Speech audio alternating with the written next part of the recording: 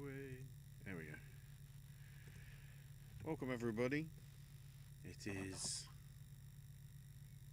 the one of the last prediction ones, but it's kind of one of the bigger ones in terms of it being the Independent Spirit Awards, where you have your front runners and the ones that wouldn't be, and more often than not, it, sometimes it's usually front runners, and then other times they do throw a curveball, and it's like, yeah, we don't care if you're nominated for an Oscar. We're going with the other one.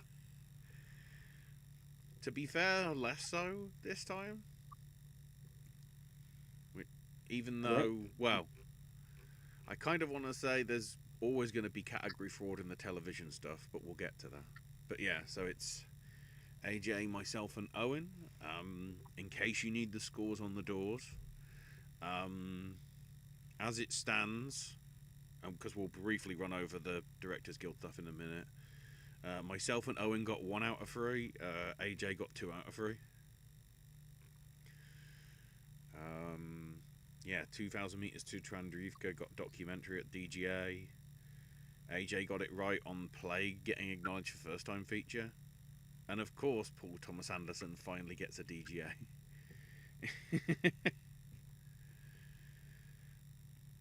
I guess is that where we want to start? Just briefly discuss about that.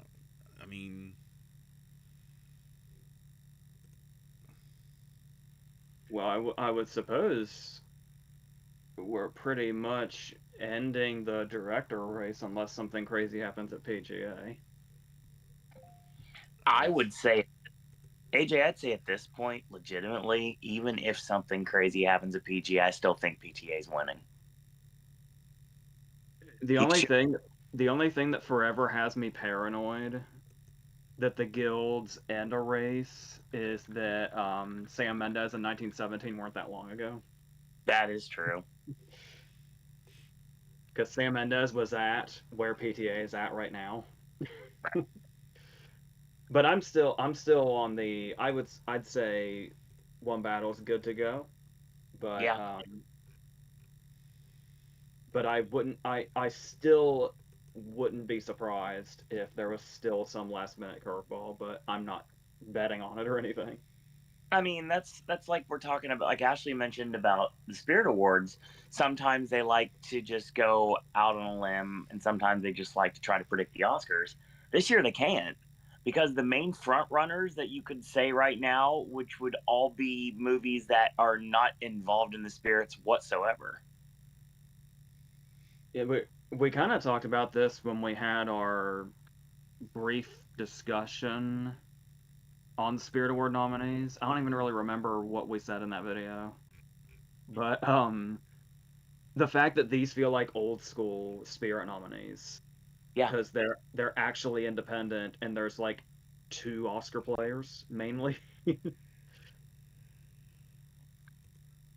So and but one being Train Dreams in general, and the other being Rose Byrne is here. Is that pretty much it? Yeah, basically. let's have a quick There's, check. there's a lot. There's a lot of inspired choices, but still, I'm saddened at no John Leguizamo here. Yeah. We we can probably talk about some of these as we go through the predictions, because when we did the nominee discussion, I hadn't really seen any of these except maybe one or two.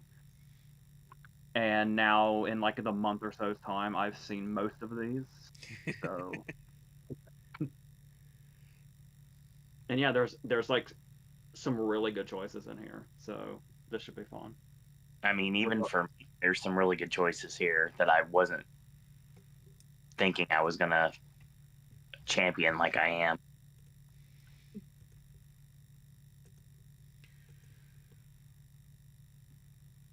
So I guess we start with the TV stuff, and Let's get it. I'll briefly mention the ensemble one, Well, because Jason Momoa, or at least I don't think he's. No, oh, he is producing it as well, I think. Jason Momoa's Chief of War is their selection for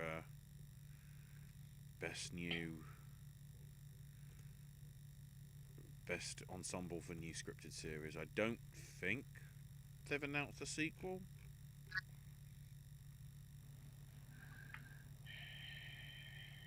Okay, despite being announced as a limited miniseries, they're hoping that a second or third series has been going to be confirmed, but nothing's been announced as of yet. Although, of course, I'm blooming segueing it before we start. Um, any given that at least myself and AJ, because obviously not a lot of TV is watched by Owen. AJ, any reaction to the news of Apple getting the complete IP now to Severance off Ben Stiller's production company? I hadn't heard that. Yeah, I think it got announced yesterday or the day before. Let me double check. All I'm gonna say, and this is all I can say because I'm just looking at it with my eyes right now as I look at my tablet because my phone is charging because I worked all day. Welcome to Thursday shows, everyone. This is the most Roman Reigns that Jason Momoa has ever looked in his time. Like, legitimately. We've made the joke for years that they're the same person. This is the most he's looked like Roman Reigns on this cover of the Chief of War Apple TV, like, on the Wikipedia page. Although I am intrigued how he's going to look in the Street Fighter film, because that could be potentially the next. Yeah, let me just quickly have a look. Yeah, in a deal finalized late last year, at least according to Deadline, Apple has acquired the IP and all rights to Severance from fifth season. Reportedly for somewhere around $70 million. The idea basically is they want to start production on Series 3 relatively soon, and kind of unofficially hoping that they're going to do 4-season run and universe expansion, fifth season exec producing, because it's all letters. I'm like,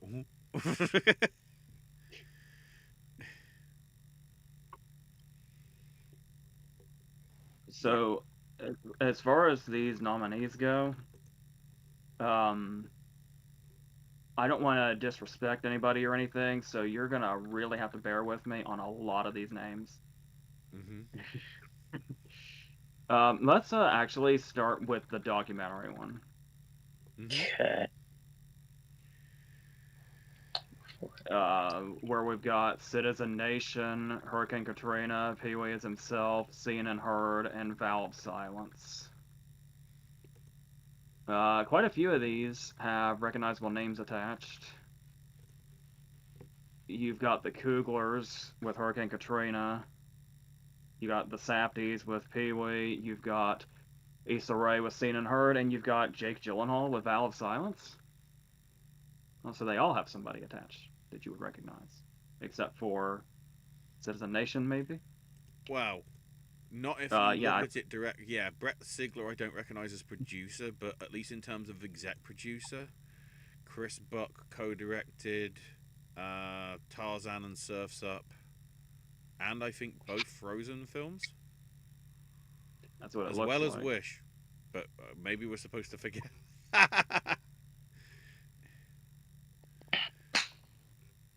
Weirdly enough, I'm looking at the would you call them distributor or network or something? Mm-hmm. We got PBS, National Geographic, 2 HBOs, and Hulu. Mm-hmm. Right. For some reason, my mind singled out PBS or National Geographic. They say maybe it's just my '90s brain. Those are trustworthy. And you kind of want to lean Hurricane Katrina because you've got this whole momentum with Coogler. And it's like if you want to bring up Coogler at the Spirit Awards, why not do it this way? Even despite that, with just the subject matter, I guess I would lean that. Valve Silence also was one I really consider, though. I don't know. We're just guessing, right? I'll go. I'll go the fuck. Uh, I'll go the Hurricane Katrina one. I almost went with Vow of Silence, but fuck it.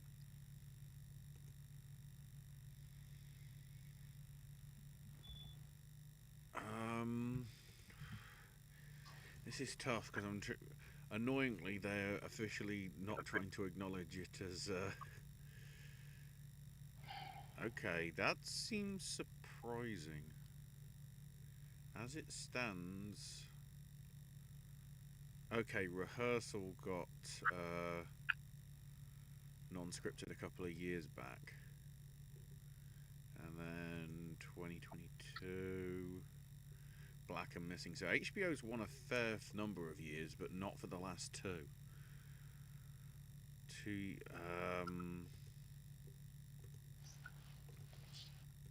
I'll probably also go with Hurricane Katrina as well.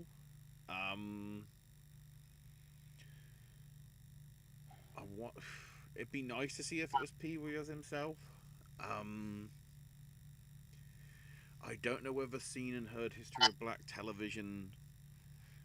I was going with that originally, but then I remembered that last year, I think the winner was Hollywood Black. So having, okay, it's more black television rather than black movies, but you're gonna have two sort of series covering a similar-ish area. Um, so they might try and pivot away from that.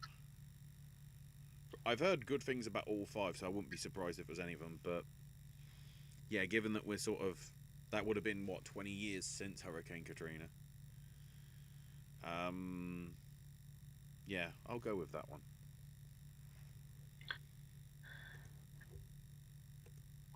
Didn't take long for us to disagree. I'm gonna go with Pee Wee here. I mean, Hurricane Katrina is probably the easy choice, but I'm gonna just like I would when it comes to the actual direct race, I would go with the Safdies over Ryan Coogler. So that's what I'm going with. And it's like the high profile one of this group. It's the one that was like kind of an event when it came out, like in a mainstream kind of way. Yeah, but the problem is those ones never win. Yeah, I was gonna say if I feel like if you like follow the documentary circuit, I'm sure all of these were high profile in one way or another. But Oh, Kermit. all right, do we do some TV acting really quick? Knock this out. All right, for breakthrough performance in a new series, we have Asif Ali for Deli Boys, Wally Barham for Overcompensating, Owen Cooper for Adolescence, Michael Cooper Jr. for Forever, and Ernest Kingsley Jr. for Washington Black. No need to overcomplicate it. I'll just say Owen Cooper again. Yeah, I'll stick with Owen Cooper as well, but it'll be interesting to see whether. I don't think it'll affect the win here, but considering the very mixed reviews I've seen for quote unquote Wuthering Heights, or as I will now call it, because I don't think I've seen this joke anywhere, considering the reviews, 50 Shades of Heathcliff. Well, that would require it to have nudity, and it doesn't. So there you go. Yeah, but I couldn't think of anything that was bondage. That Pillion. wasn't, you know, that wasn't 50 Shades. But anyway, Owen, I'm guessing you're gonna follow us, maybe. I'm gonna go with my namesake, obviously. I don't get to say my own name very often. All right, supporting performance in a new series. We have Ariane Bakari for Mr. Loverman, Babu Sise for Alien Earth, Sharon D. Clark for Mr. Loverman, Taylor Dearden for The Pit, Aaron Doherty for Adolescence, Steve McKinley Henderson for Man on the Inside, Horna Jaganathan for Deli Boys, Zosha Rockmore for Forever, Jenny Sleep for Dying for Sex, and Ben Whishaw for Black Doves. Steve McKinley Henderson in the new series A Man on the Inside Season 2. I don't know. Um, I suppose instinct would say Aaron Doherty, right? Unless, I mean, there's a lot of nominees here, but again, I'm not gonna overcomplicate it. I'll just say Aaron Doherty. It's the it's the next one that gets a little tough. Yeah. To kind of partially reveal my hand, because I think a man is probably winning lead, I'd like to see a female get supporting, and out of that list, I think Erin does the Erin probably does the best job because I've certainly seen Mr. Loverman, and Sharon does a good job in that. Um, but yeah, give adolescence its flowers because it's hard to say because Mr. Loverman I don't think is getting sort of commissioned for another series. Alien Earth probably isn't, at least I'm aware of. So it's the only chance for these people to sort of get in here. But yeah, I think Doty's performance will pull it through. Yeah, I would concur with the panel, but I will say that I I got the sneaking suspicion that Jenny Slate is more in this. I feel it's something that I can imagine the spirit's going for, but I don't feel comfortable enough to take a swing right now because I may have to do that later on.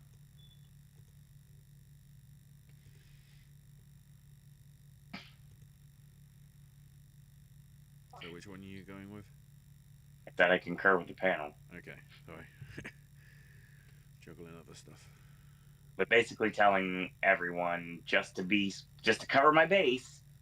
If Jenny Slate wins, it's one of those, yeah, I should have known that was going to be a thing because in my head, I can imagine that happening. All right, for lead, let's say this long list of names, even though it's down to what, 3 or 4, Yeah, being generous.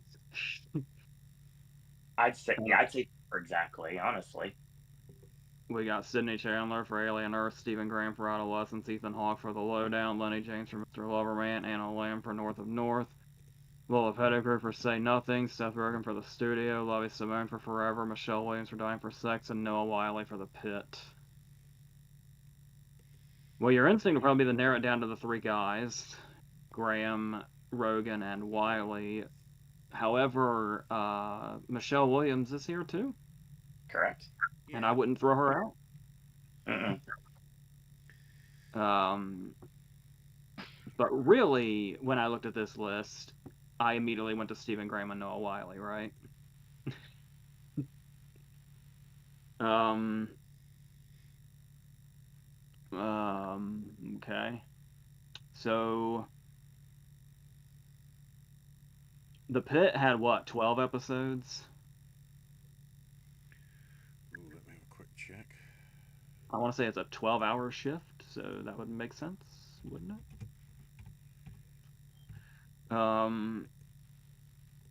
So if that's the case, you've got that versus Stephen Graham having a couple of episodes, which may not matter. But damn it. Pit was actually I also the Pit was 15. oh wow, okay.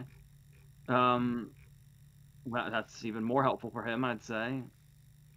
But I think something that helps Stephen Graham is that he seems to essentially be the face of adolescence as a whole.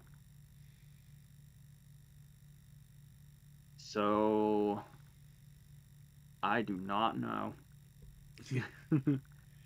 I could almost see them splitting votes, and it's the married couple from Take This Waltz.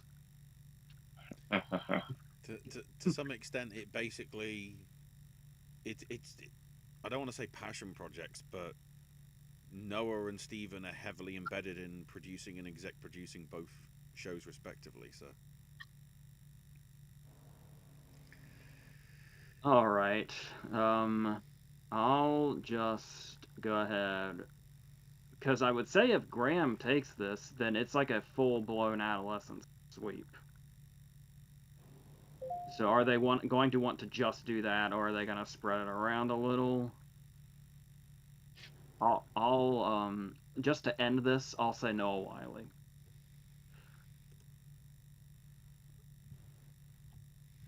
Okay.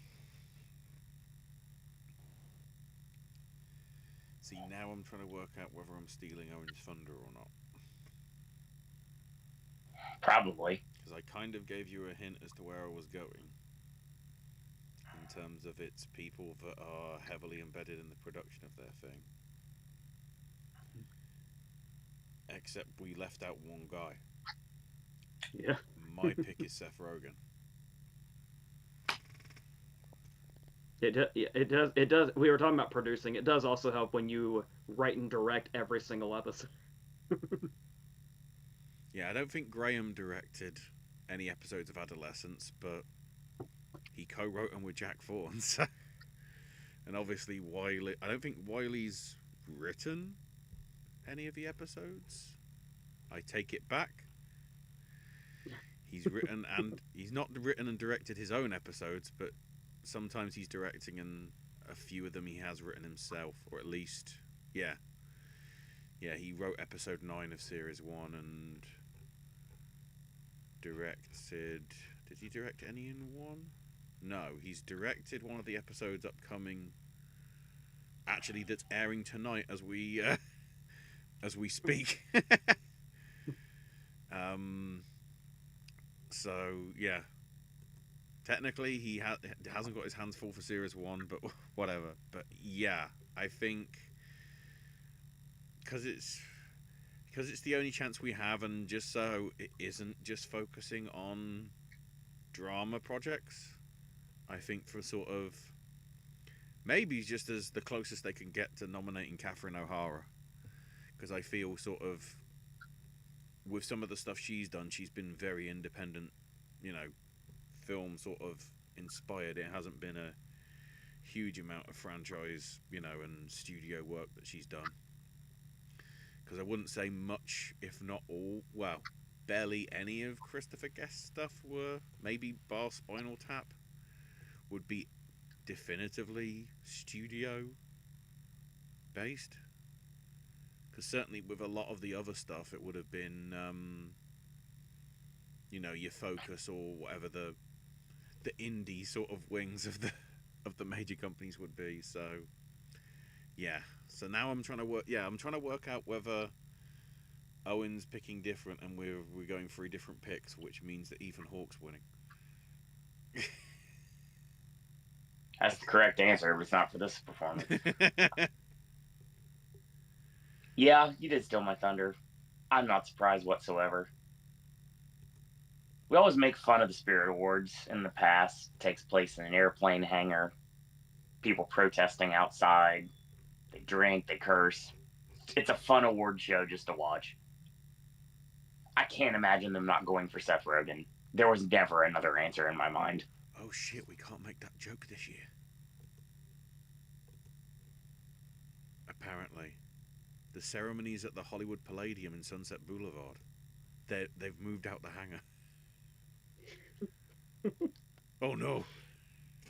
Oh god, it's not gonna be fun anymore. There goes my material for the weekend. Alright. Alright. Boring ass winners for the .com. Let's go. For new series, we got Adolescence, Common Side Effects, Forever, Mr. Loverman, and North of North. Anybody not saying Adolescence? Adolescence. Yeah, this is where Graham gets his award for me. Move on. Here's my question though. Why is the studio not nominated for any supporting performances? When you look, look at what's going on. It's always weird who the Spirit Awards nominate and who they don't.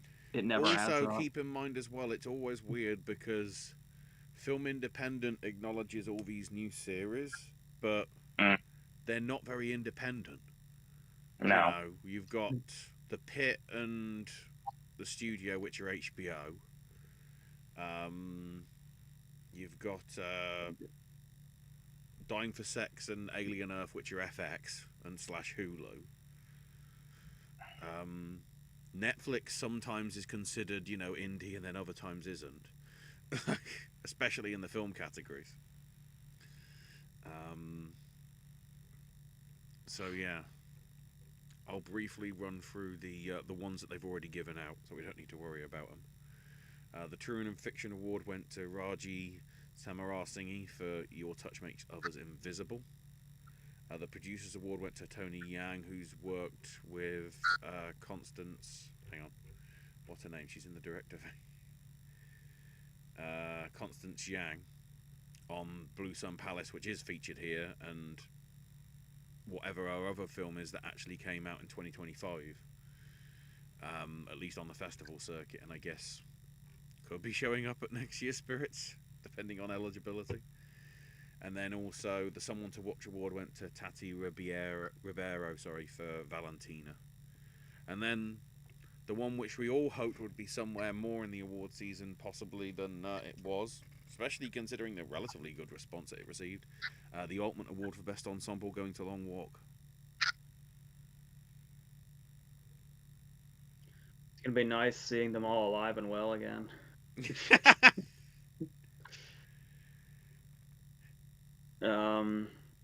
All right, so we go on to the... Obviously, if you're looking at Wikipedia, they're real fucking weird about it. They got the Altman and the Cassavetes down here under TV. I hate that. So, shall we do the Cassavetes really quick? Mm-hmm. Yeah. We got the Baltimoreans, Boys Go to Jupiter, Ephus, Esta Iowa, and Familiar Touch. So J. Duplass is the only one here with like it's not his first rodeo, right? But and Boys Go to Jupiter is animated, which is interesting.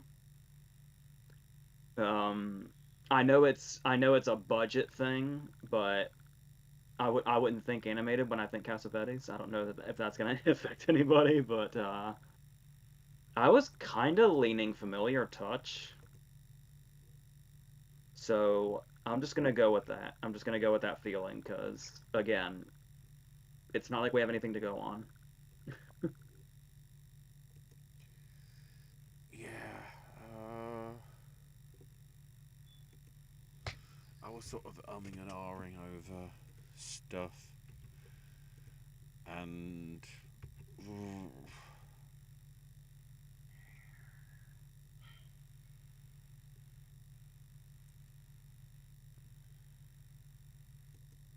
yeah, I'm gonna. I was originally going with Boys Go to Jupiter, but I'm gonna switch to Ether, just because the poster looks kind of fucking awesome. League of Their Own style, which, considering it's supposed to be about, an amateur baseball sort of league, I guess that does make sense. It's time of going last when you commit to something and you know that's what you're going to go with, and you can either change your mind on the fly, which no one would ever know anyway, or just go with what you were thinking all along, even though someone's already said it, which is really going to help my words points this year.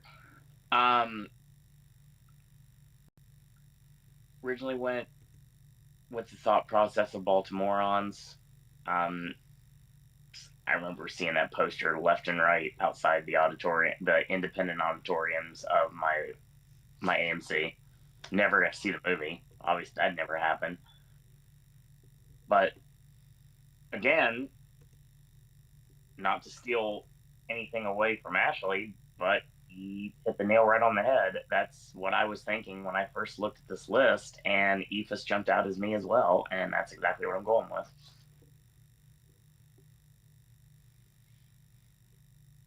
All right, are we on to editing? Mm-hmm. For editing, we've got Good Boy, Ephus, Warfare, Splitsville, and the Testament of Anne Lee. I have no objections at all. I'm going to assume one of the main reasons Splitsville is here is for that montage in the middle when we Absolutely. when we see all her exes start living in the house, and it looks like one take, but you know it's not because the scene and the time keeps changing. Right. That's a great montage. And you have the big fight scene that's really fun. Yes. Um, Anne Lee is kind of jumping out, but if we're talking like technical movies at all, we talked about this when we talked about if it had been on any of the Oscar shortlists, that you'd go for Warfare. So I think I'm going for Warfare here, but I could imagine. I don't really remember Good Boys editing very much, but yeah, I'll say Warfare.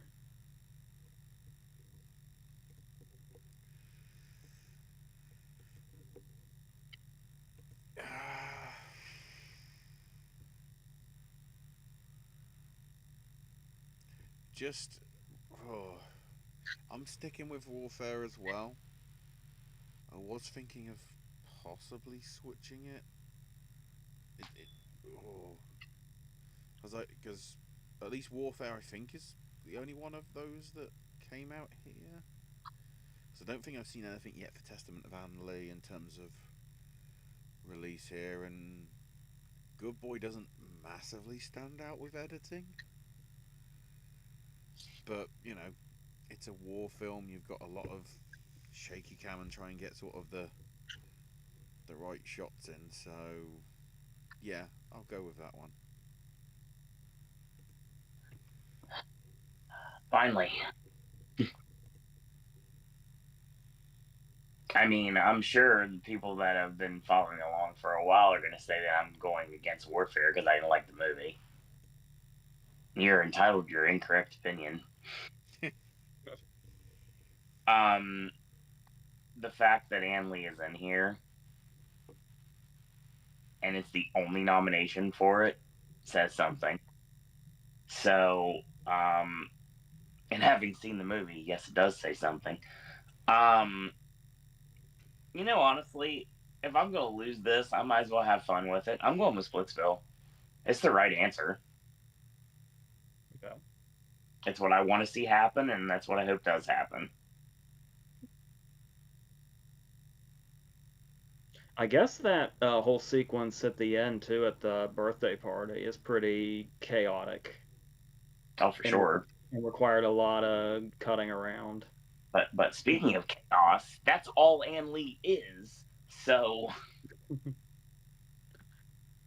I actually still haven't seen Anne Lee, so I have nothing to go on.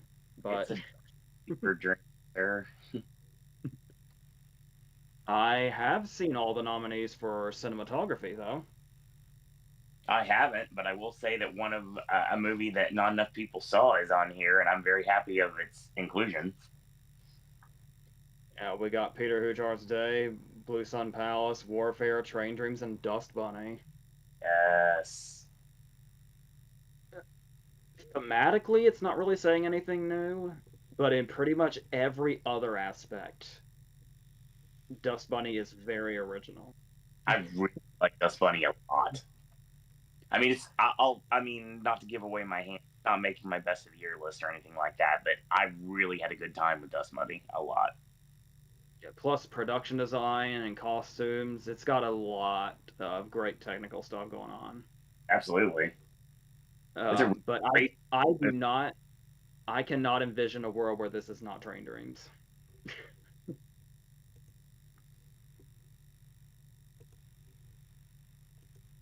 Yeah. Um, Considering it's one of the very few categories where it's got the Oscar push and the guild the guild itself as well. Yeah, Train Dreams too. Yeah, sight unseen. Train Dreams.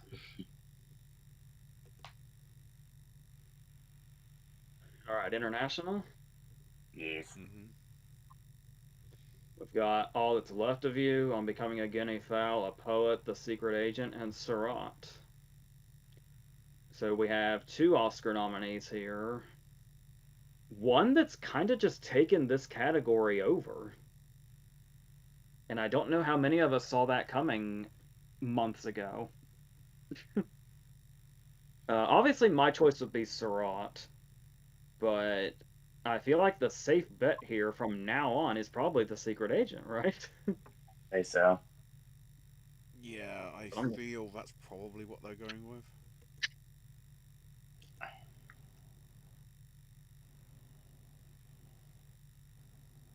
I kind of agree with your sentiments, AJ, though, because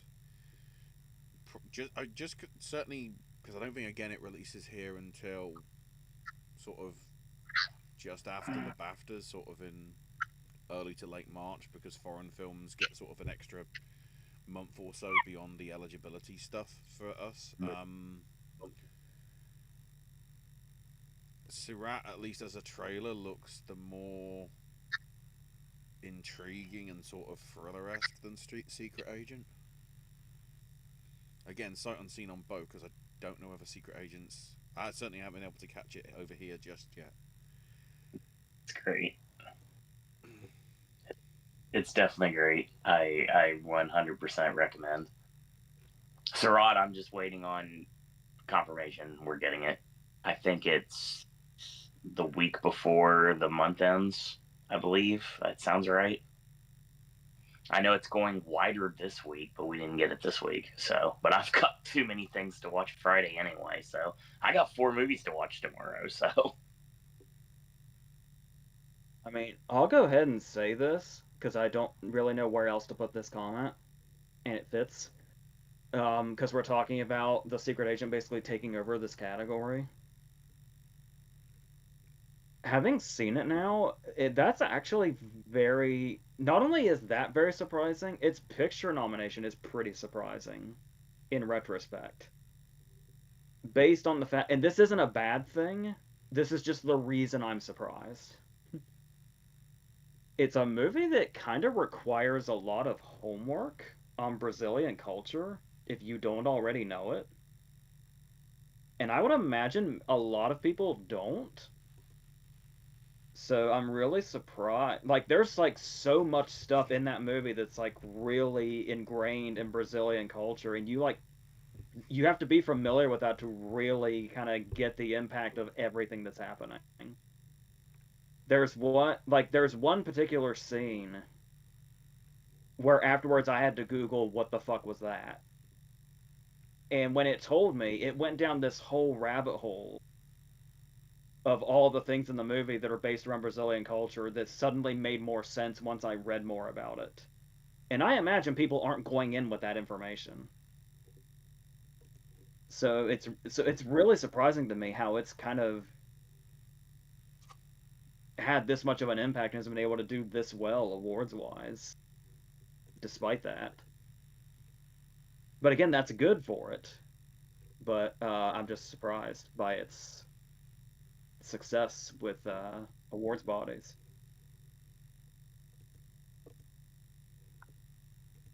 Oh, and I guess you were also saying The Secret Agent? I feel like it makes the most sense. But Surat seems like the movie that the Spirit Awards would go for. And I will say right now, after last week, all I'll say is this: I've seen a poet now. I do not recommend. I was absolutely not a fan of it. I'm sure it has its audience. It's not for me. Exceedingly boring movie. Trying to be funny, but it wasn't. Um, honestly, I feel like I'm gonna go with Surat here because the Spirit Awards. I just feel that Surat is the right answer here. That'd be really fun. And I feel just with the trailer, that's exactly what I'm seeing. I mean, for example, the secret agent's probably the safe bet. But I don't know. For some reason, for the spirits, I don't see it.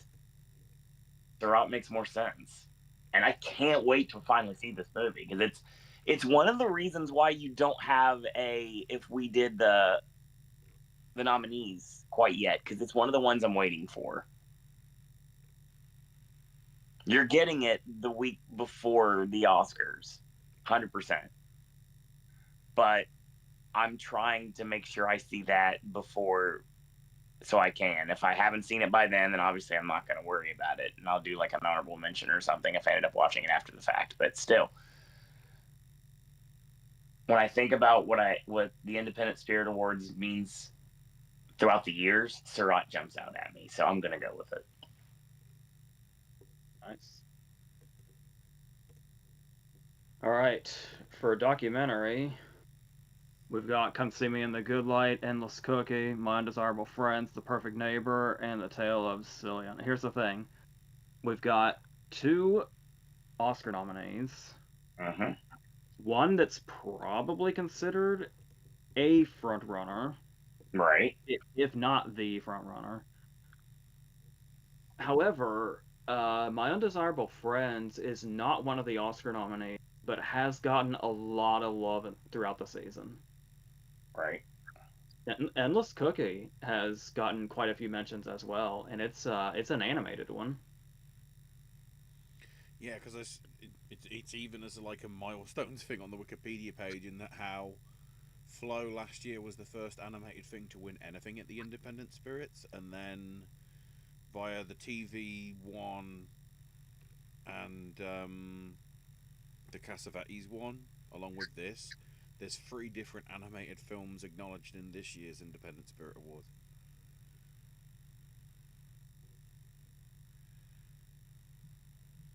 I would think the Spirit Awards would typically go for something like Come See Me in the Good Light. Mm-hmm.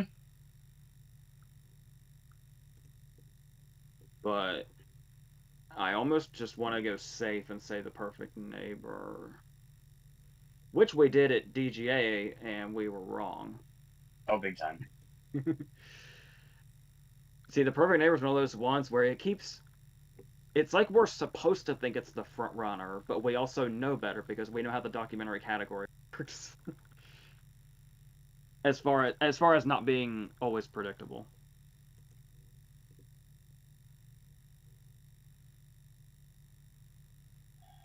But something like Come See Me in the Good Light really does feel like it'd be much more up the alley of Spirit Award voters.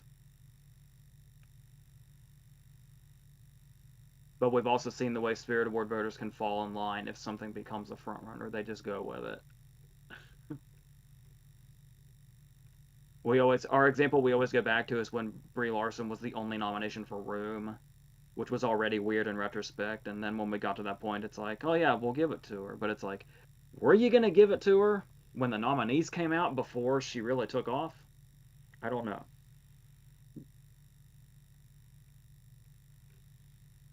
Um, well, if my mind keeps going there, maybe I should just say Come See Me in the Good Light. I'll go. Fine, I will, even though it's probably The Perfect Neighbor. I am saying Perfect Neighbor, but only because, and this probably is a mistake as well, she did win, what, 4 years ago for new documentary series for her Black and Missing thing. So she has precedence and sort of seems to have been approved by, them. But yeah, the fact that Perfect Neighbor has sort of not won as often as you'd think across the things, I'm not entirely sure. Um, but yeah, I'll go with that. But again, I could be in the spirits. I could pretty much see any of the 5 winning.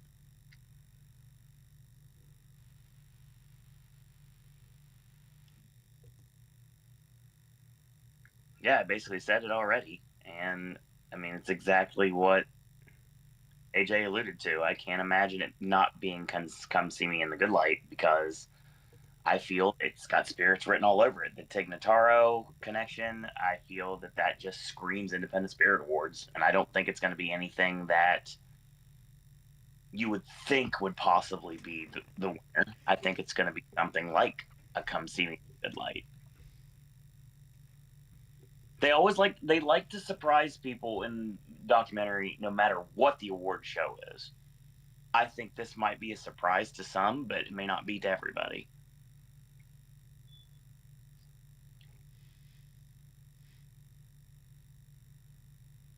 Okay.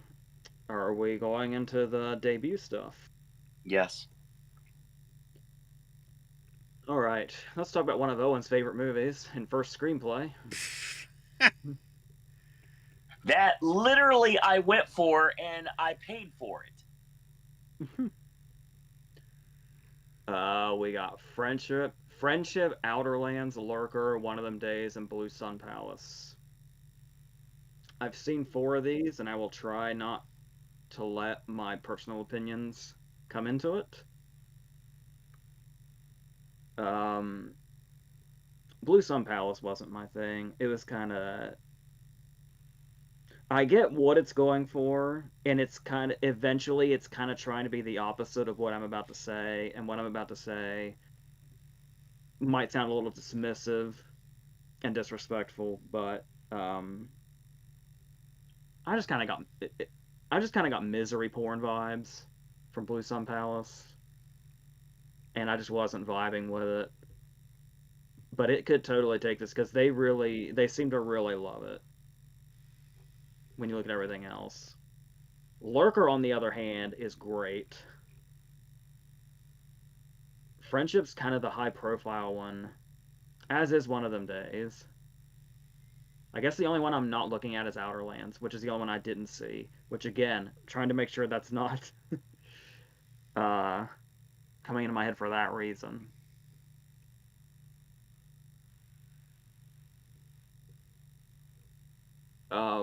I would say, I'm actually kind of leaning Friendship. One of Them Days wouldn't be surprising either. It did. You almost want to dismiss One of Them Days because it doesn't seem as indie as the rest, but when you actually look at it, One of Them Days did well. It's one of the most nominated movies, Mm-hmm. even though it's not in like the top ones. But fuck, I don't know, man. I stand by it could be any of them except probably Outer Lands. Outer Lands doesn't have anything else, but neither does Friendship.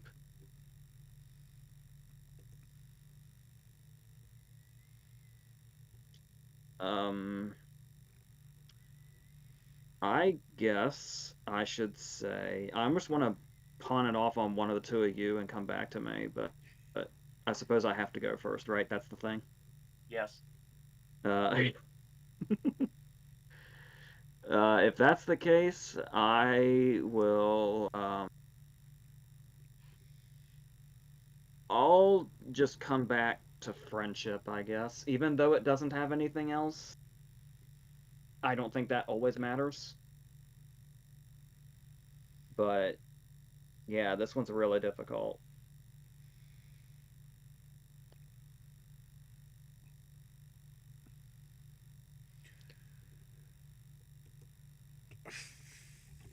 I mean, running the risk of me basically telling you I'm spreading the love with other things that are in this category, I'm going with Friendship on this one as well.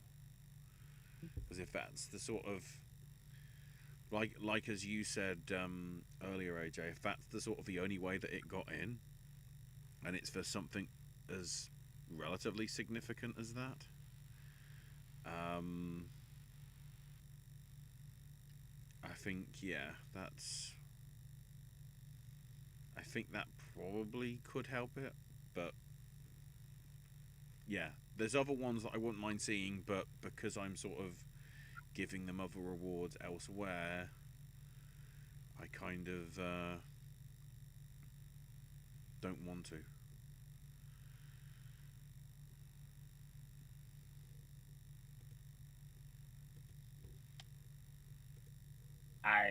I can honestly tell you, I think I hate Tim Robinson more and more every day. And there's no way in hell I'm going to go with friendship. I don't care if I lose a point or not. But to be fair, that was never going to be my choice anyway. This was always going to be something I haven't seen. The closest, because I was never, obviously, friendship wasn't even in the conversation. Lurker, I wanted to see, but it never materialized. I really, really like threw one of them days under the bus when it first came out. I hated the trailer. It annoyed me. It wasn't funny. I was not into it whatsoever. But come to find out that I'm definitely in the minority when it comes to this because most people seem to enjoy it. So, unlike friendship, which I won't go for any reason, I'm going to go with something that I did not necessarily care for, at least by the trailer. If I would have seen the movie, who knows what I would have gone with. But I was always going to choose one of them days here. It just feels right. It really does. And it feels like something they go for.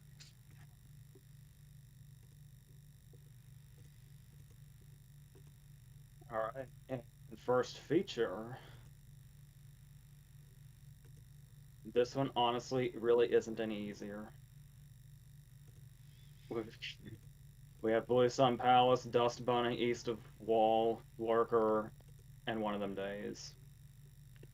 Again, I saw 4 out of the 5, and I don't want to discredit the one I didn't see, which is East of Wall. Um, a part of me was actually thinking of going Lurker here.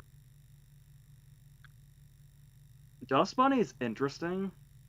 I don't know if this goes into account with their way of thinking when they vote for this, but it's interesting to see Brian Fuller here because it is his first movie, but it's kind of surprising at this first movie because he's been working prominently in TV for like 20 years, doing really high profile stuff.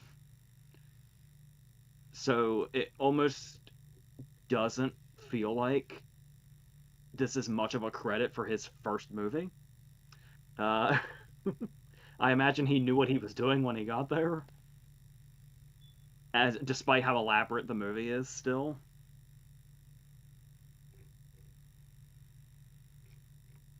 Maybe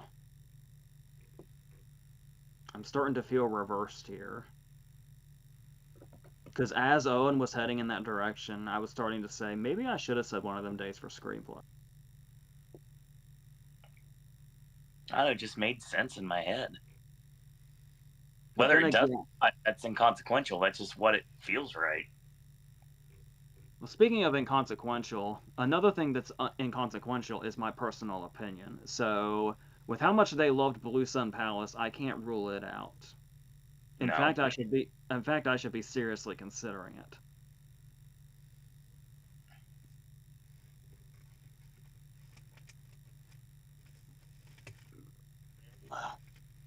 Okay, so why don't I? You would think the stakes are higher than they are, with how frustrating it is trying to pick one of these. I will be like BAFTA or the Oscars right now. I've never seen you take so long with this. It's harder than people think it is. Legitimately. And at least we've got time because there's less categories than usual, so we're like almost done already. So, yeah, my first instinct was like Lurker, but then I went to One of Them Days, but now I'm thinking, am I ignoring Blue Sun Palace because I didn't take to it personally? So maybe, but then I mean, Dust Bunny is a perfectly reasonable option, and I can't rule out East of Wall just because it's the only one I didn't see. So I feel weird as well, like what I want to do with Blue Sun Palace because it's although it's technically not for Constance Young, through the whole, one to watch with Tony Yang's award that, he's already been given, and especially because he produced the other project, as I say, that came out last year, but I guess, you know, Blue Sun Palace got its actual theatrical release in 2025. So whether, it seems like at least they're paired up as a partnership, at least for this as well as the other one. So it's like, is it technically sort of giving acknowledgement to her because of it being his production or producing with it? So it's like, yeah, I don't know where to go either. I'll say Blue Sun Palace. I appreciate Ashley giving me more time to think there. Yeah.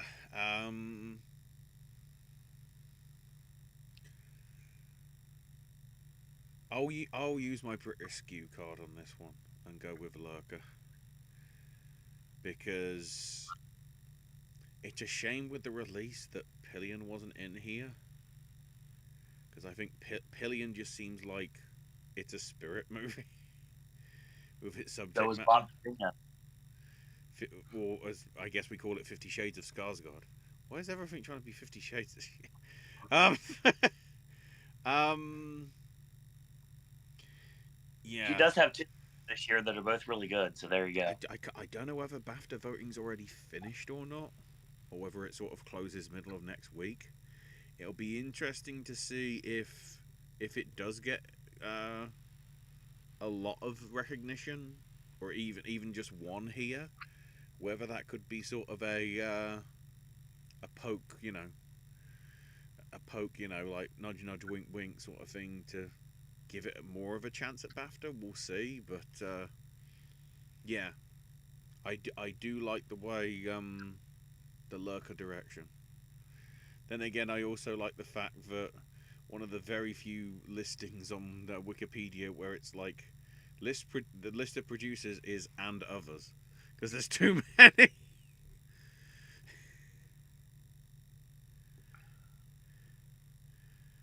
That's easy to just go with one of them days here and just say there's not going to be a split. It's going to be the same movies getting both. And I'm not going that route. You know, there's a reason to go with any of these five,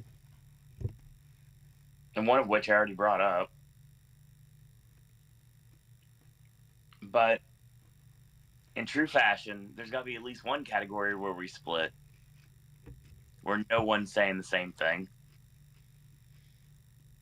AJ with gritted teeth went through Blue Sun Palace. Ashley went for the British skew with Lurker. I say screw it. I'm going with the one I liked. I'm going with Dust Bunny. Nice. And I want Dust Bunny to win.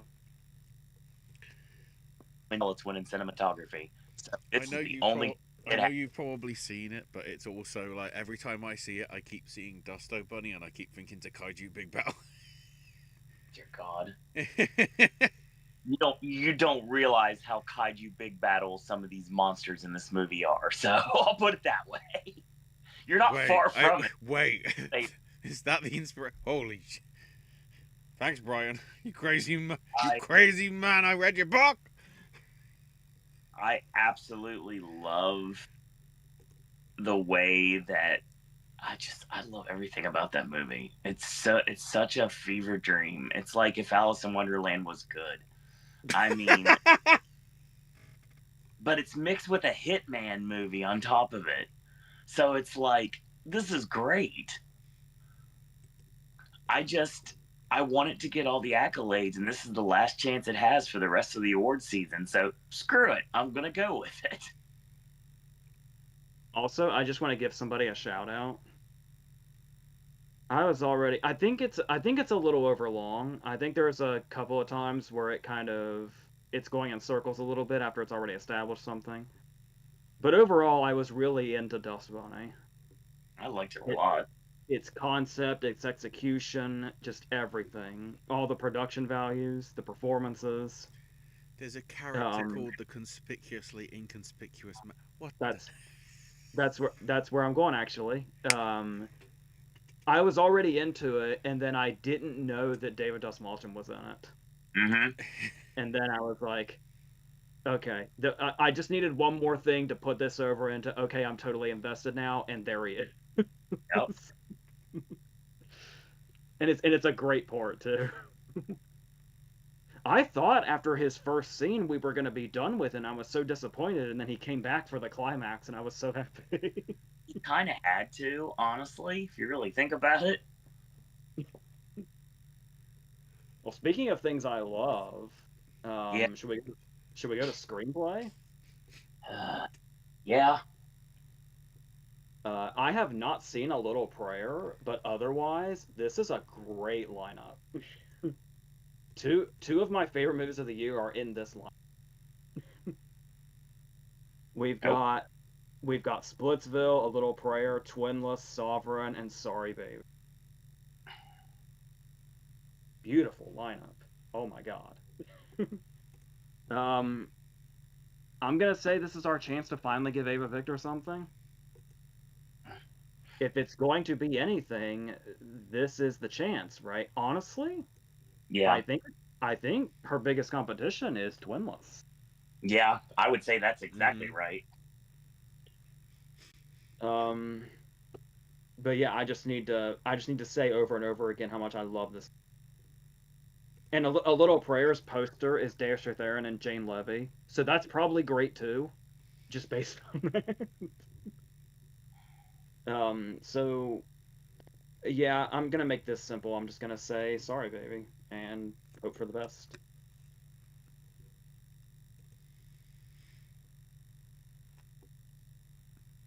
If somebody's really bad and would go, sorry, babe, but you didn't win. Yeah, I think I think this is the most likely spot for Eva to get some recognition. So I'm going with Eva's script for Sorry Baby. I definitely concur with the fact that Twinless is the main competition. And I would love to see Splitsville take this. But no, this is finally the time that Eva Victor gets their flowers. All right, let's go into acting. Breakthrough performance. Yes. We have Liz Larson for The Baltimoreans, Michelle Ostrovich for She's the He, Kyra Martin for The Plague, SZA for One of Them Days, and Tabitha Zuniga for East of Wall. I've seen two of these, and I'll shout them out real quick. Um, Kyra Martin is great because I wanted to watch Joel Edgerton smash his face into the wall and was really disappointed I never got to see it. Sucked in it. You just wanted it the whole time, and it's like, nah, you're not. Sorry, man.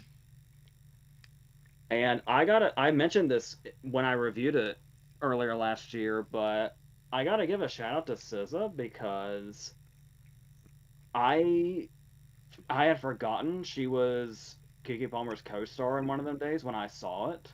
Mm-hmm. So the whole movie, and I was never able to put a face with her because I'm not really music brained. So the whole movie, I just feel like I'm watching an actress I just haven't seen in a movie yet. It it never in a million years would have occurred to me it was somebody that had never acted in a movie before. To some extent, So I felt the same way last year. Was it with Marshawn Lynch, the NFL player? Yeah, yeah, for Bottoms, Mm. bottoms. Yeah, for I sure. believe he was nominated for this award too, right? Yeah, He definitely was. that's why it sort of springs to mind. So it's a bummer I don't have anything else to go on for the other three. So it's really hard to. Obviously, SZA's the only one that's like high profile. Like it's a breakthrough performance, but people know who she is, which makes this blurry. But there was a lot of love for the plague, As there should be. and he's a big reason you have high emotions during this movie because you fucking hate him so much. Oh yeah, for sure. um, I'm just gonna go ahead and fuck. You know what? I'm gonna shoot in the dark. I'm gonna say Liz Larson. All Just right. to, just in because there's a possibility because the ones I haven't seen outweigh the ones that I have. They outnumber them. So there is a possibility, and I have to think about it that way. So I may just have to go ahead and shoot in the dark. So this is the category I'll do that in. I was like I don't know if you saw SZA on the tip of my tongue there, but I turned back and I'm gonna say that just because it's gonna be unpredictable anyway.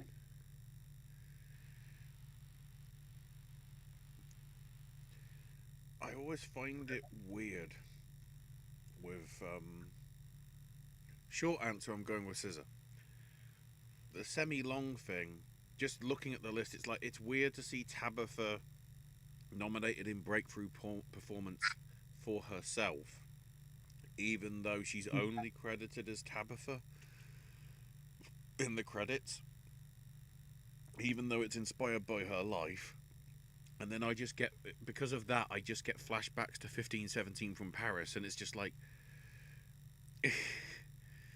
it's like, so it's not a documentary, but at the same time, a fair few of the people outside of Scoot McNairy. I'm looking at you, Josie. The fact that Tabitha and Portia are sort of playing themselves, like most of the cast is basically not them, but also them, but not them, sort of thing, is weird. But yeah, I will risk it with the scissor. Good. We don't have to. We can all go in a different direction then. I like that. Ooh, okay. I'm going Kyle Martin. Anything the plague gets, it completely deserves.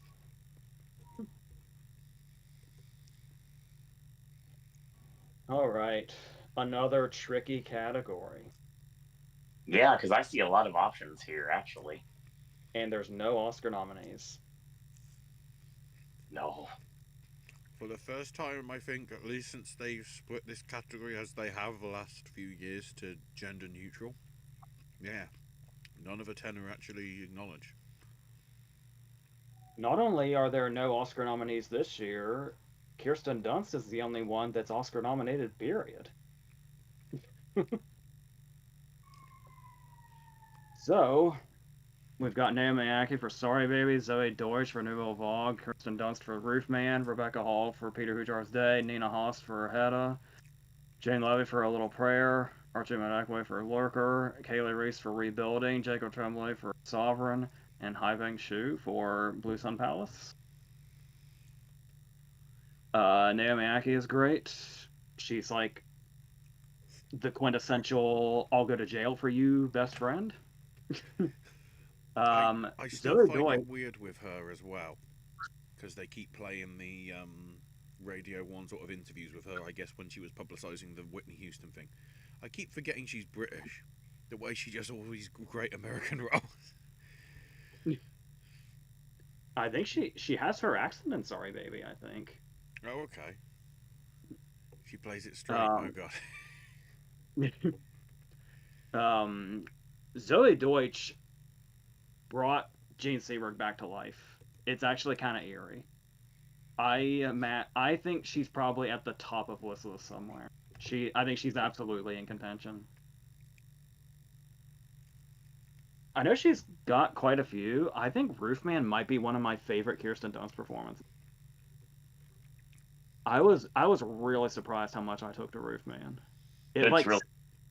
it like stuck with me, which I was not expecting, especially for a comedy. um, I think Rebecca Hall and Jacob Tremblay go hand in hand because both of them are kind of leading in their movie. Tremblay's absolutely like a co-lead to Offerman, and while Wishaw is like, you could tell it's like his show. That movie, it's the two of them together the whole movie. That's what the entire movie is.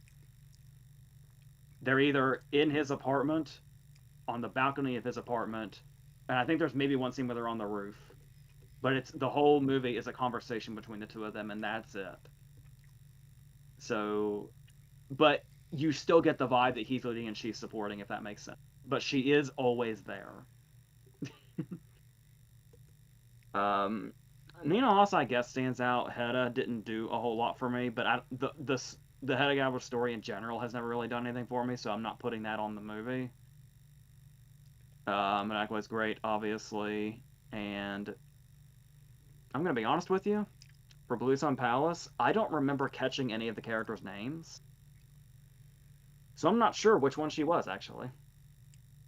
There wasn't a there wasn't a performance that made me go, "Oh, that one, that must be the nominated one." Make of that what you will.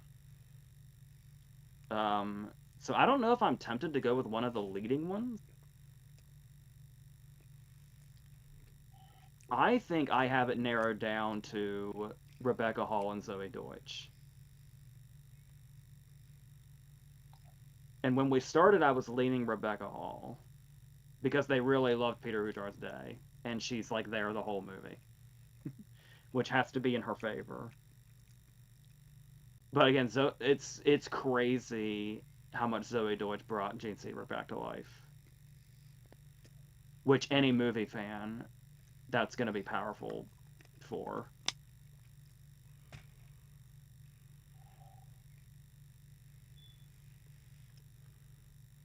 Because it was my first instinct, I'm going to stick with Rebecca Hall, but I'm Zoe Deutsch is like right here for me also. Or I could be totally wrong and it's like Naomi Ackie or something, which would be great too, but it's a good lineup. But yeah, it could go anywhere, which is exciting actually. Yeah,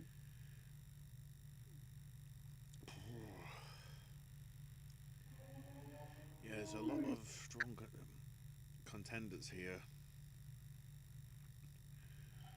I'm going to cover my base just in case I'm wrong on the previous one, and I'm going to go with Archie for Lurker. Because he's winning. If that's if you know if it's one or the other, he wins because he's produced it as well. So.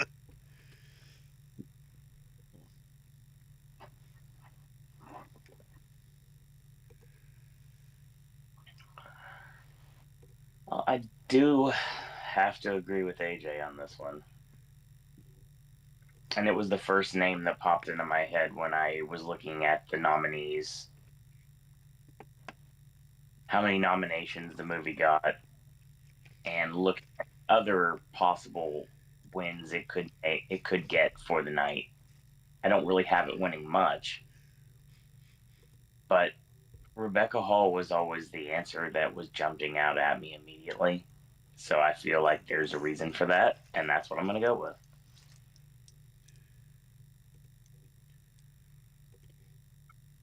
Okay. Well, I just have to complain about something real quick. I know we've talked about how weird the Spirit Awards can be with who they nominate and who they don't, and how it doesn't add up. We have been critical of this gender neutral categories thing of just 10 leading performances, 10 supporting performances. Mm-hmm. I would also just like to point out that this was done for inclusivity. And now that we have a non binary actor giving one of the best performances of the year, let's not put it here.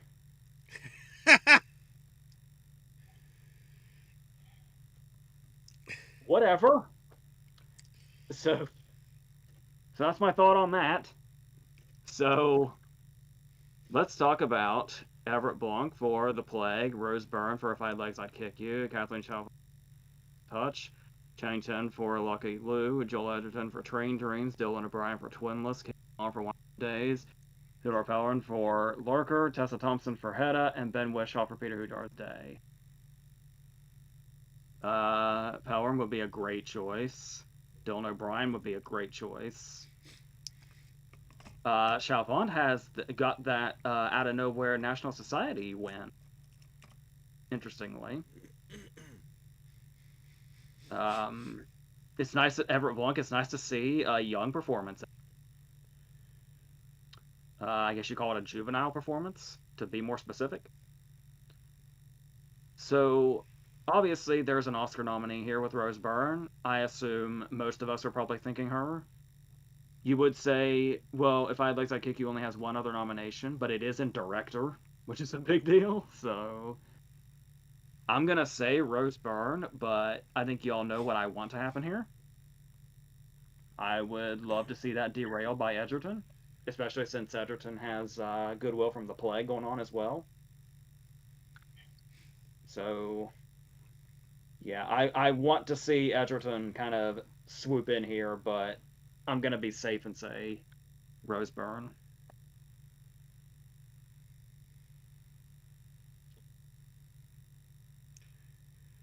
The only way I feel I'm going with Rose Byrne here is because if it doesn't, it could all depend on what happens at the actors.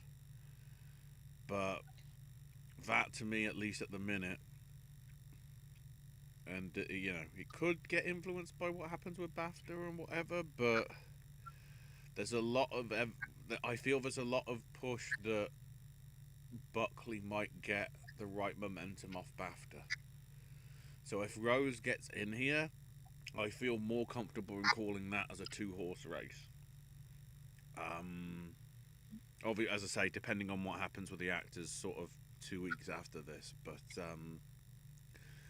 yeah, I don't want this to be, a predictable Oscar win. And if Rose can make it here, I feel we still have it up in the air when we come round to a month's time.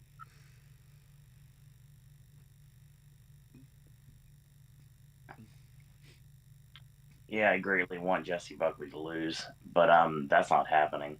So I don't think there's even a challenger at this point. Rose Byrne's the right answer, and the right answer here. But I mean, she's got to get some more visibility, and it's just not happening. So we still got a couple award shows left for her to strike back, and I hope she does. But I feel, again, we've made this joke since day one. We might as well just go ahead and just give the Oscar to Jesse Buckley right now. Honestly, um, I think Edgerton is definitely the competition. I think Dylan O'Brien is definitely, and Ben Whishaw is definitely competition. I I famously basically shot on Ben Whishaw during Women Talking, and I still feel a little bit bad about that to this day. They obviously love the movie, so I think anything with Peter Hujar's Day is gonna go somewhere, but I don't know if it's actually gonna win anything. That's a weird thing.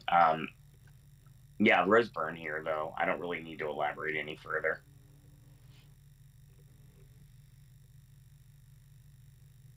Director is interesting. Yeah, it's very difficult actually.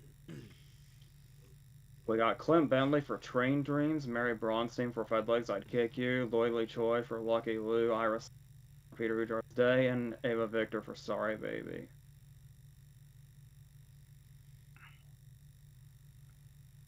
It's really interesting because we don't reveal our own personal top tens yet. We'll do that in like a little less than a month, I think. It'll be the week before the Oscars. It's going to be our bye week, the week where we don't have to predict anything except for the actual Oscars.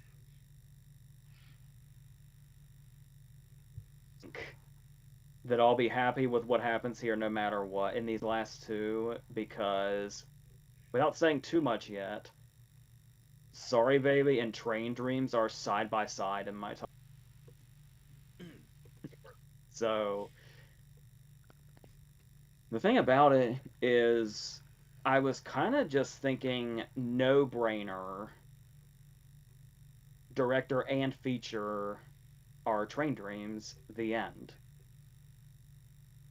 Maybe because it's the Best Picture nominee of these five in both these categories. But I was also starting to think that um, I'm actually not ruling Mary Bronstein out, despite If I Had Legs, I'd Kick You not being in feature. Because it's a pretty, I mean, yeah, it does feel like a Safdie movie more or less, but it still feels pretty unique in how it's handled, for better or worse. You could maybe say the same about Peter Hujar's Day a little bit. I have trouble coming from that area because I is another person that's never really I really wish I gelled with much more than I did.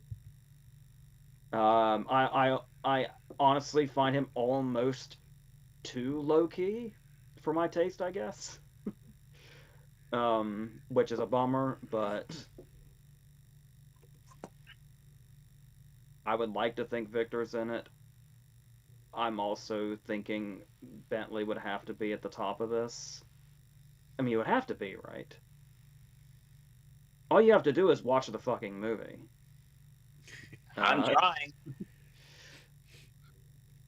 Worth noting, Lucky Lou's the only one of these foreign director I have not seen, so I'm trying to use having seen the movies as both a benefit as well as not putting too much focus on it, but Lucky Lou also is not in feature, so I suppose you could rule it out. Maybe I'm just overthinking and I should just say Clint Bentley like I was going to. So that's what I'm gonna do.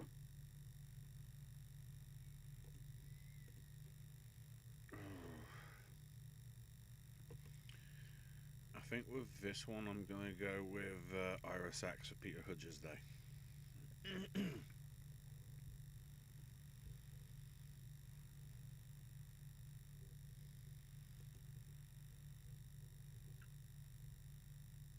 I don't even need to elaborate. There's no point. I feel like it seems like it's staring me in the face. I might as well just go with the Clint Bentley.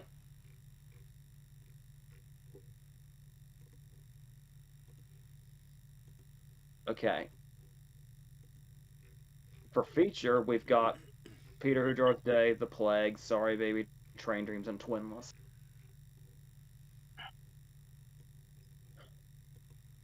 I don't want to derail anything, but would I be able to get a reminder really quick on what The Farewell beat in 2019? Ooh, let me have a quick check. Do we remember when The Farewell came from out of nowhere and won feature without winning anything else? Can we If I talk remember about? correct, It beat out that Terrence was Malick. It beat out Terrence Malick's Hidden Life, Chinuke Chikuru's Clemency, Noah Baumbach's Strategy, Noah Baumbach's Marriage Story, sorry, and the Safdie Brothers' Uncut Gems. okay. So it beat a picture nominee with Marriage Story.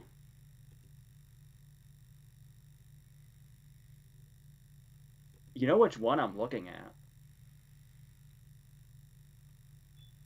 I think if something was gonna kind of curve out curve out here and actually take feature in a bit of a surprise compared to everything else that would happen, it would be The Plague. Yep. Because I would imagine your eyes immediately go to Train Dream and maybe Sorry Baby. But again, Peter Hujar's Day is the most nominated movie here, right? Mm-hmm.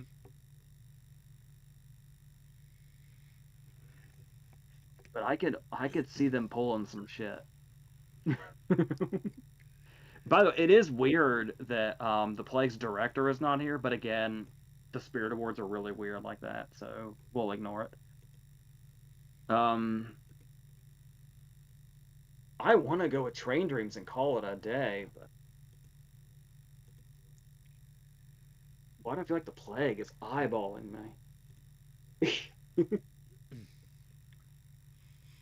I mean, again, we're already at a point here where these are all over the place and really going down their own path as nominees.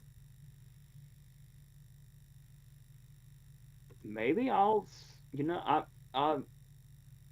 yeah,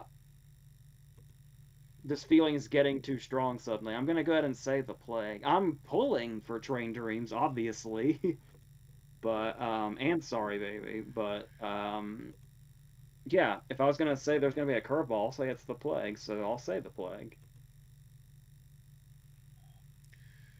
Well, there goes my idea of originality. I'm also going with the plague. Joel Edgerson's winning somehow. Yes. See, I'm thinking about headlines the next day.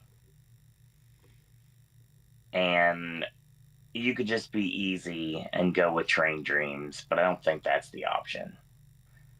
You could be going for Twinless or Sorry Baby. I don't think that's the option. Peter Hujar's Day is going to be nominated and not win next to anything. Hey, that sounds like something else at the Oscars. Um, you know, looking at this list, The Plague always jumped out at me as being the movie that everyone is not expecting to win. That when it does, everybody is going to be like, first off, people that are watching the Spirit Awards are not going to be like, what's that? Because most of the people that watch the Spirit Awards follow the race. It's a very niche award show that most people just don't even know of its existence. So I feel that the people that are actually taking the time to watch the Independent Spirit Awards are going to be people that know. So they're going to know of the existence of the plague. But they're going to think, oh, it's too easy. It's the Oscar nominee. Oh, no, it's Sorry Baby. It's got to be Twinless. They love that. And we have a movie that's nominated multiple times. And no, that headline's going to read The Plague wins Best Feature. And that's how it should be.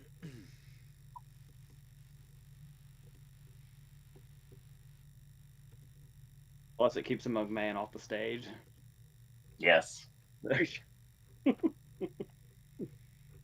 At the Spirit Awards of all places. That would just be a little surreal. But again, it's the one I'm rooting for, weirdly enough.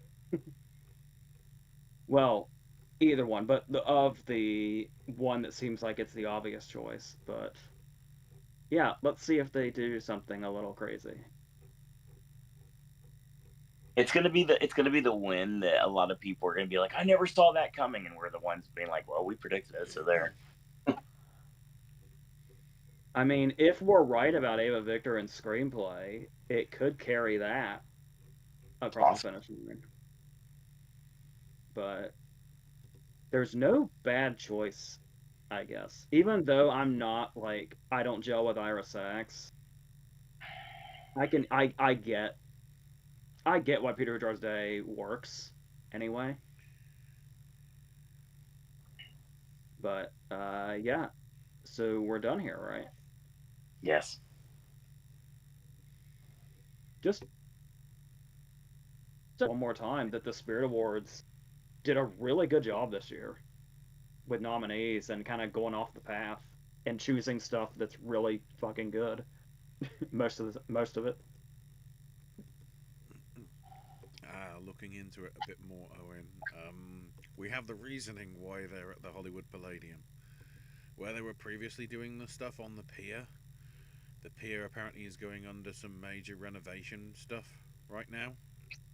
Ah. So that's why they're sort of relocating. I think the aim is to obviously go back there when it's sort of all been commissioned and whatever.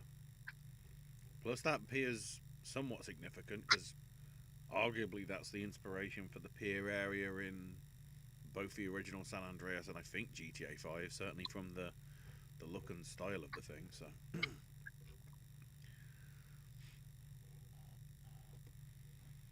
and yeah, if you want to watch it, it's one you will be able to because, thankfully, through the Film Independent channel and IMDb channels, it's available on YouTube worldwide for anyone to watch. So, It's not on a subscription service / cable thing that you have to pay extra for. ABC Go or whatever they call it this time. Disney Plus, I guess. I don't know.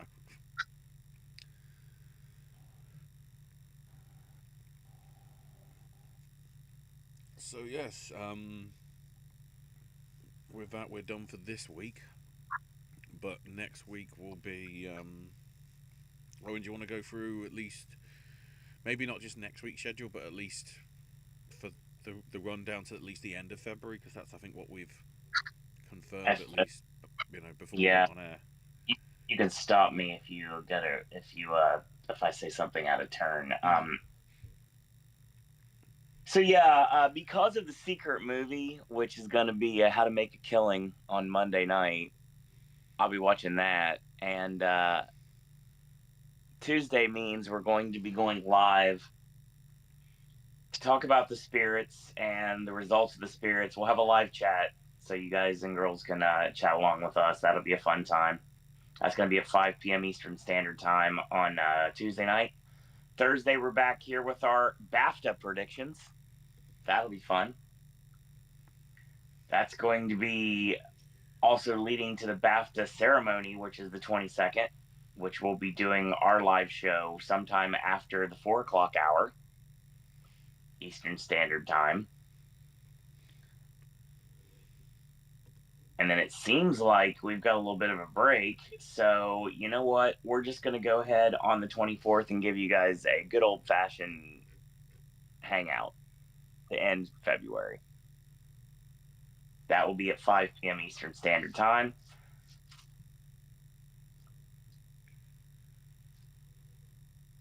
Of course, we've got the actor awards recap. We get to talk about that. We got our Oscar predictions. We have if we chose the nominees. That's coming up. And then, of course, on Revolution Sunday, the Ides of March, is the Oscars, and we will be live after the ceremony, tentatively. But if not, which would make more sense, the 16th, we will do our recap show of the award season and determine, of course, if AJ or Ashley won. And we will go ahead and end this award season. Go back to monthly hangouts. And come August, when I disappear back into the fog again, we'll be going right back to the Big 8 categories, starting for the 2027 Oscar season. So yeah, that's your show. Ashley can be found on X at Ash is my name UK. AJ cannot, and more content is coming in the future. There'll be more reviews coming your way. Speaking Bluntly is returning. Of course, we've got a pretty big deal Emily Blunt movie, 2 of them really coming out later this year. So I'm sure those are going to be discussed in quite depth, honestly, as they should. And I've got, like I said, I can verify I've got content and get us all the way to Horror Nights and when AJ and Ashley take over the channel. So plenty of sipping snacks. Water Parks videos in July to coincide with Tori's birthday, like always. And more Voices of Liberty content and so much more stuff. I mean, I literally have things on my phone that I haven't even put out there.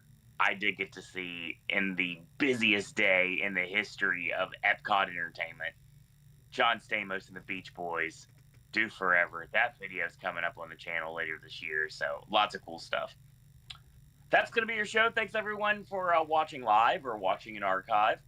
And we will chat with you on Tuesday at 5 p.m. Eastern Standard Time. Don't forget to stream Water Parks. And you know the song, I need to mention it. It's 3 letters. That's all that needs to be said. And yeah, that's how we live in this world right now. Brody King said it the best. So, always remember to have the best day ever. 'Tis the season after all. In the meantime, I want to thank you guys and girls out there for watching. And until next time, boys and girls, that's all we got to say about that.